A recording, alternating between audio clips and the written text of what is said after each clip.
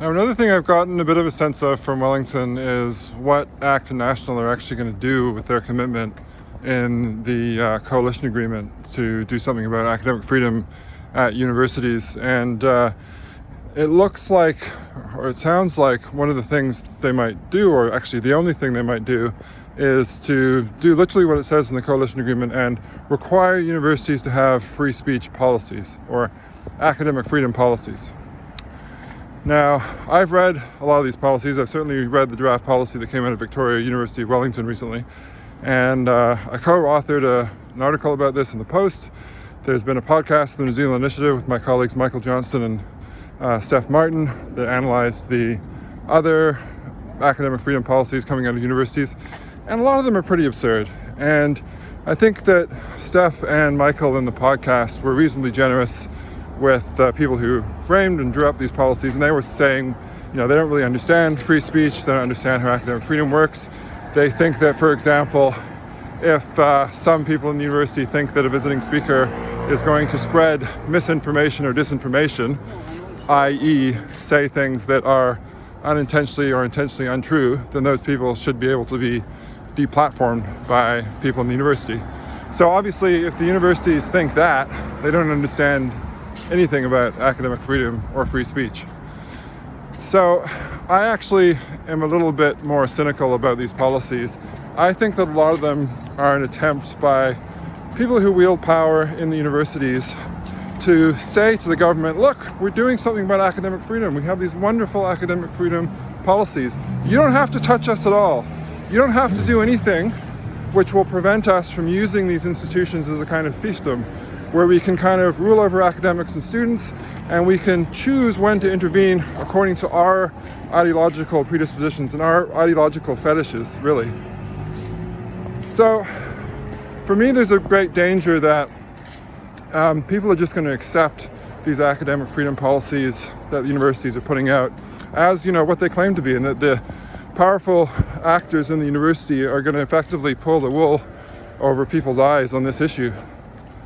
So I think that what needs to happen is that the government needs to enact more far-reaching legislation kind of like the UK Higher Education Freedom of Speech Act, which unfortunately is kind of in limbo at the moment because the incoming government in the UK looks like it might actually repeal it.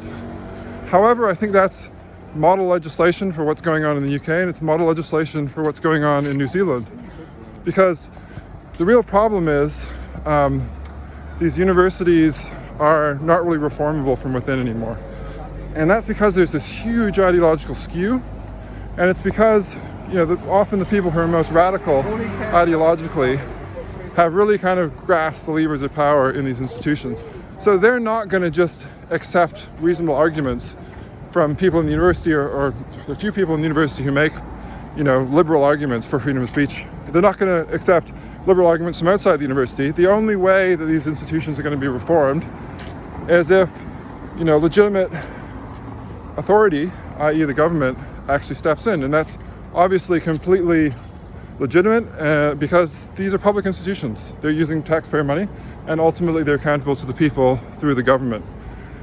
So I don't think we need to do, exactly what's in the British Higher Education Freedom of Speech Bill, but certainly we need to have legislation that has some teeth. And what I mean by that is that there needs to be a way of actually enforcing the provisions that are already there in the Education and Training Act. So the Education and Training Act already says, it already guarantees or defines universities as having academic freedom.